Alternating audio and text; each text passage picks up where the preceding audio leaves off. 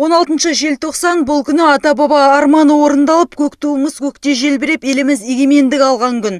Ел тәуелсіздігін алғанына биыл 24 жыл толып отыр. Осы мереке қарсаңында облыс әкімі Ерік Сұлтановтың қатысуымен салтанатты жиын болып өтті. Облыс басшысы өз сөзінде еліміз тәуелсіздік жылдары экономикалық, әлеуметтік, саяси салаларда орасан зор жетістікке жетіп отырғандығына тоқталды. Тәуелсіз ел болу мәртебесін көру бүгінгі ұрпаққа бұйырған зор бақыт. Қазақстан өтпелі кезеңдердің барлық қиындықтардан жеңіп, беделі биік, дербес демократиялық мемлекет ретінде әлемге танылды. Салтанатты жиын барысында Қазақстан Республикасы президентінің жарлығымен қоғамдық қызметте сіңірген еңбегі үшін бірқатар азаматтарға мемлекеттік наградалар мен құрмет грамоталары табысталды. Тәуелсіздік күні қарсаңында Солтүстік Қазақстан облысы әкімінің бірінші орынбасары Айдарбек Сапаров парасат орденін алды.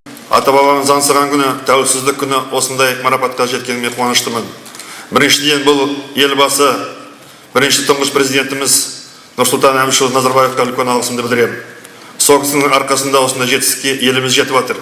Бүгінгі награданың ішінде бүкіл ауыл шаруашылығы механизатордан бастап, осы ауыл шаруашылығы саласында жүрген азаматтардың еңбегі деп ойлаймын. Облысымыздың 3 азаматына құрмет ордені табысталды. Солардың бірі Ақжар ауданының әкімі Серікбай Тұралинов. Әкімнің айтуынша, биылғы жылы Ақжар ауданының әлеуметтік экономикалық даму көрсеткіші жоғары болып отыр. Бұл марапат мен осы бүгінгі күнге дейін жасаған еңбегімді өте биік баға беріп марапаттап отырған қуаныштымын. Бұл еңбегім мен үш ауданда істеген ұжымдар мен әріптестердің еңбегі бар деп есептейміз. Ол Айыртау, Уәлиханова, Ақжар ауданында және еліміздің халқына тілейтінім биылғы жылды жақсы аяқтап, зор денсаулық, зор табыс тілеймін. Және де біздің облысымыз келесі тәуелсіз 25 жылдығында бұдан да үлкен, бұдан да зор жетістіктермен қарсы алатын болсын деген тілегімді айтамын. Сонымен қатар облыстың әлеуметтік экономикалық дамуына қосқан үлесі және қоғамдық өмірге белсенді араласқаны үшін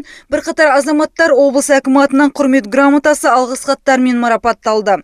Тәуелсіздік күнін мерекелеуге арналған салтанатты жиын шығармашылық ұжымдардың дайындаған концерттік бағдарламасымен жалғасын тапты.